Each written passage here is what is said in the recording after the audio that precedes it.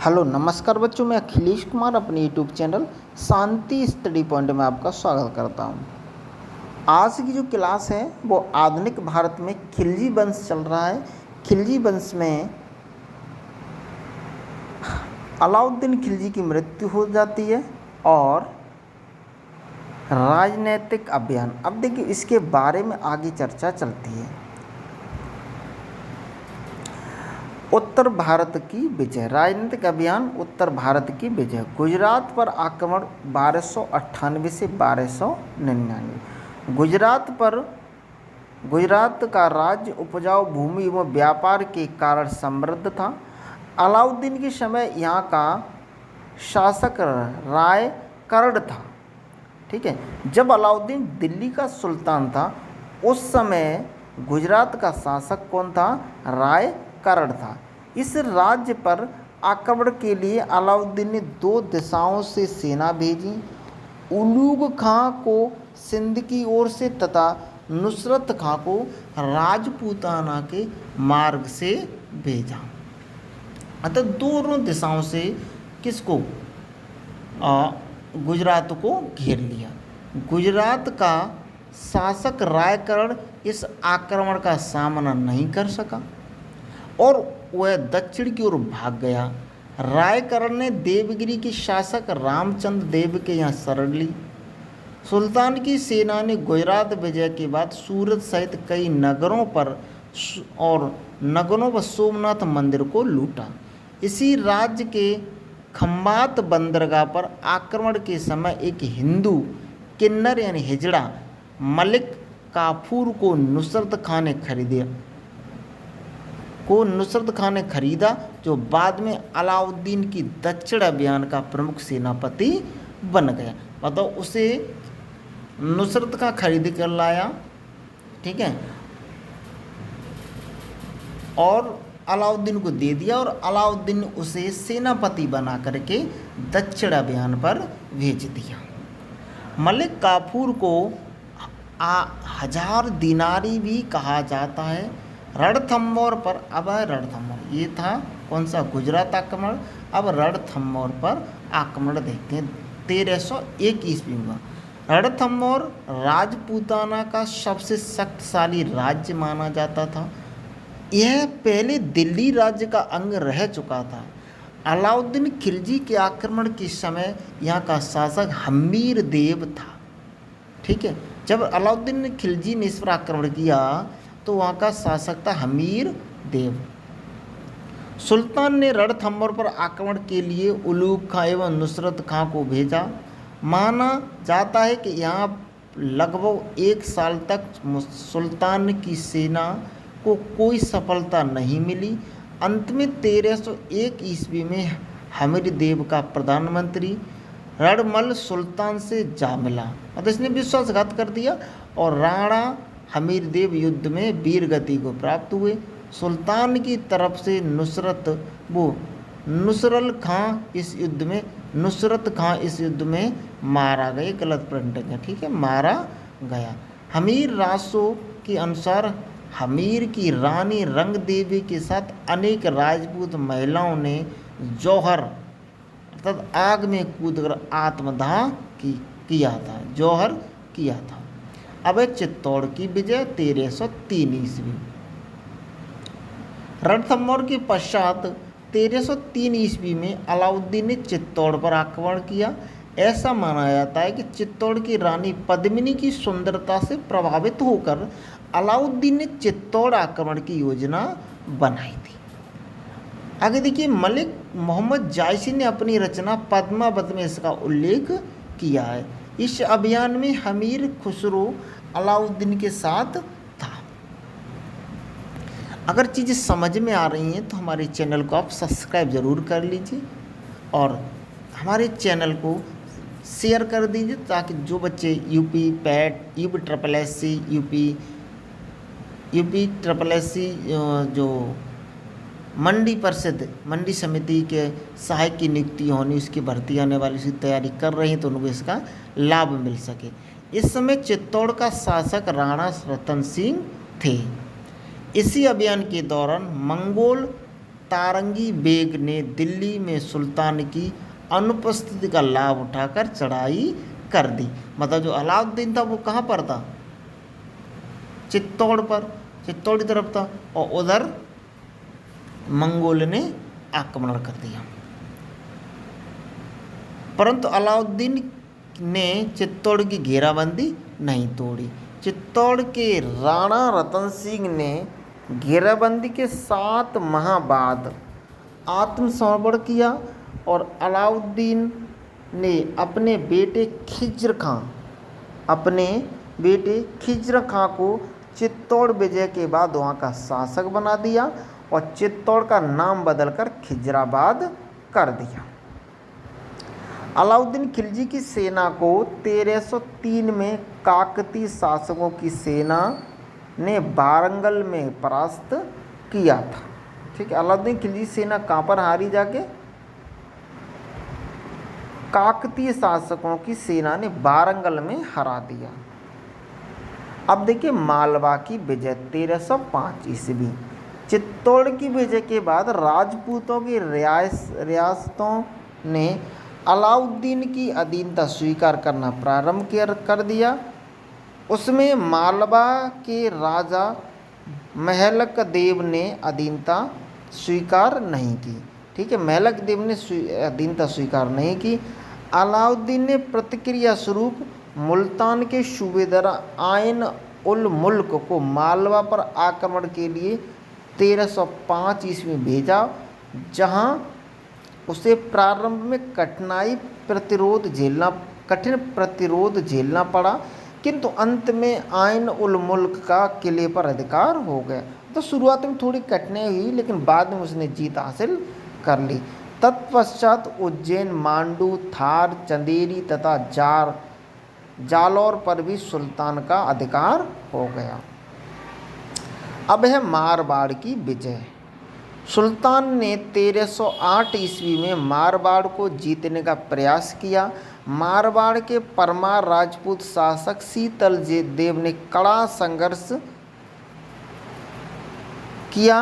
अंततः वह मारा गए और कमालुद्दीन कुर्ग को सेबान का या मारवाड़ का शासक नियुक्त कर दिया। अब है जालौर की विजय। 1311 ईस्वी में जालौर का शासक कर्णदेव परास्त हुआ। जालौर की विजय ने अलाउद्दीन खिलजी की राजस्थान की विजय को पूर्ण कर दिया। ठीक है ना। दक्षिण भारत की विजय। उत्तर भारत के विपरीत यहाँ अप्रत्यक्ष शासन था, क्योंकि प्रत्यक्ष साम्राज्य विस्तार से साम्राज्य का स्थायित्व प्रभावित होता। मध्य युग का पहला शासक जिसने विंध्य पार किया, कुछ इतिहासकारों के अनुसार उसका मुख्य उद्देश्य दक्षिण की अथाह संपदा को हासिल करना था। ठीक है, अलाउद्दीन एक ऐसा शासक था जिसने विंध्याचल को पार करके भी राज्य बढ़ाने की सोची और उसने विंध्याचल को पार कर दिया। कुछ इतिहासकार मानते हैं कि इसीलिए गया कि वहाँ की अपार धन संपत्ति को वो लूट सके। दक्षिण भारत के अभियान का नेतृत्व मलिक काफूर ने किया।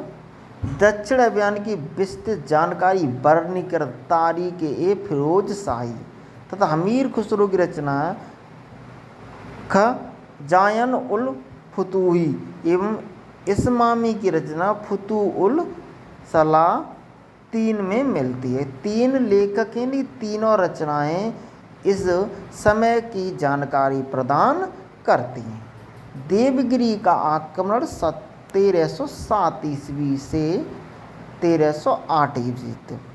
अलाउद्दीन ने सुल्तान बनने से पहले 1296 ईस्वी में देवगिरी के राजा रामचंद्र देव को पराजित किया था। बाद में रामचंद्र ने सुल्तान को कर देना बंद कर दिया। साथ ही उसने गुजरात के शासक रायकरण को शरण दे दी थी।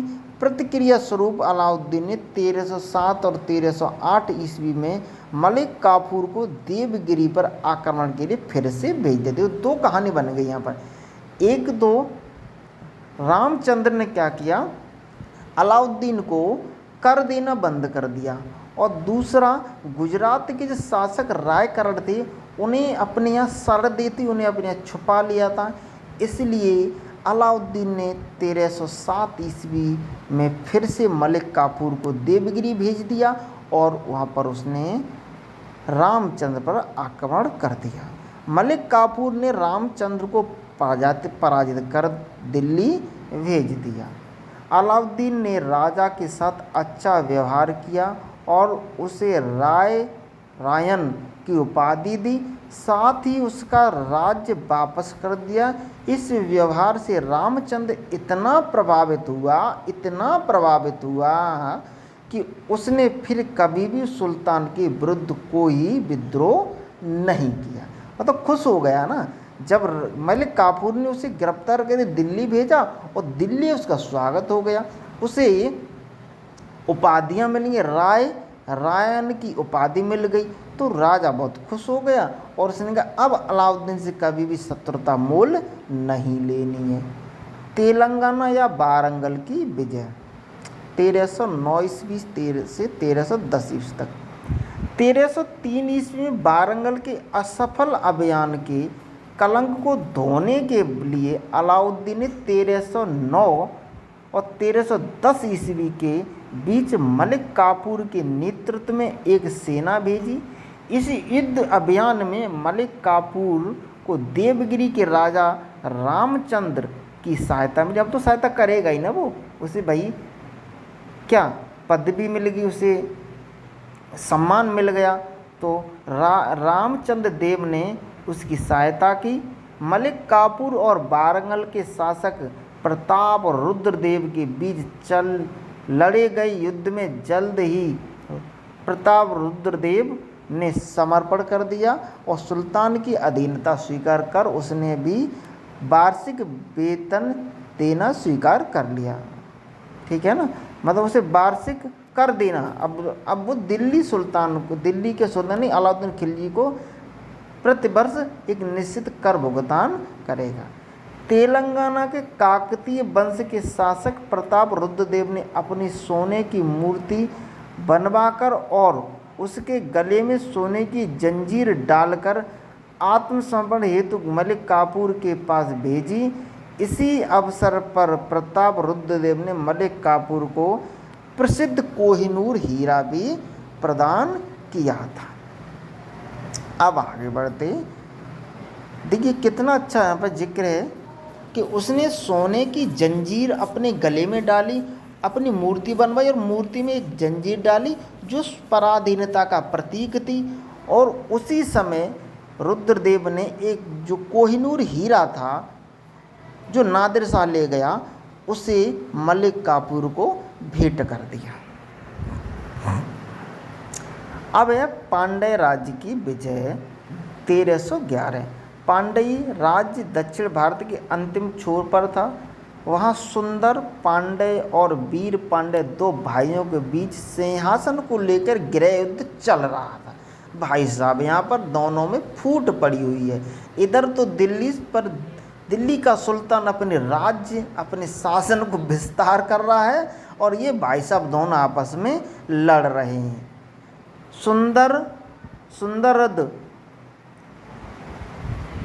सुंदर पांडे ने अपने भाई के विरुद्ध सुल्तान अलाउद्दीन से सहायता मांगी। देखिए भाई साहब, इन्होंने बड़ा कमाल किया।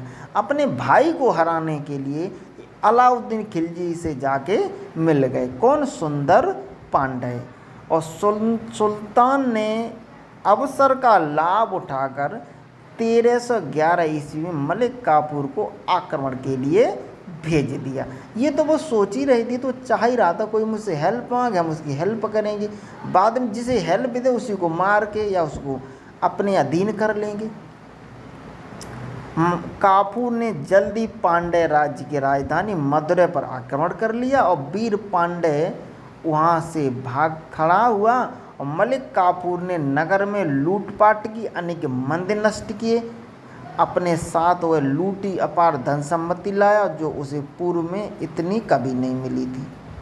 ठीक है, भाई भाई आपस में भिड़े और भाई भिड़ने के चक्कर में अलाउद्दीन की वहाँ मौका मिल गया और उसने मलिक काफूर को भेज दिया। मलिक काफूर ने वहाँ पर विजय हासिल कर ली, अनेक बहुत सारी धन संपत्ति लूटी, वहाँ पर मंदिरों को ध्वस्त किया और इतनी संपत्ति लूटी कि इससे पहले उसे इतनी संपत्ति कभी नहीं मिली थी। देवगिरी पर पुनः आक्रमण 1313 ईस्वी में राजा रामचंद्र देव की मृत्यु के बाद उसका पुत्र शंकर देव या सिंहन देव गद्दी पर बैठा। उसने अपने को दिल्ली शासन से स्वतंत्र कर लिया। देखिए भाई साहब, रामचंद्र देव राजा के अधीन थे और उनका पुत्र अलाउद्दीन से स्वतंत्रता, दिल्ली सल्तनत से स्वतंत्र हो गया है। अब तो संघर्ष होना स्वाभाविक था। दिल्ली सल्तनत स्वतंत्र कर लिया और कर देना बंद कर दिया। प्रतिक्रिया स्वरूप 1313 ईस्वी में सुल्तान ने फिर से मलिक काफूर को पुनः भेज दिया कि जाइए देवगिरी पर, और देवगिरी पर आक्रमण के लिए भेजा। इस युद्ध में शंकर देव मारा गया। यहाँ भी काफूर ने विभिन्न नगरों को लूटा। उसका काम था लूटपाट करना, जीतता था लूट लेता था। अलाउद्दीन की बाजार, देखो ये तो विभिन्न उसकी अलाउद्दीन की राज्य विस्तार नीति के बारे में विभिन्न युद्ध थे, लड़ाइयाँ थीं। अब उसने बाजार नियंत्रण नीति कैसे अपनाई तो उसके बारे में यहाँ से शुरू होता है।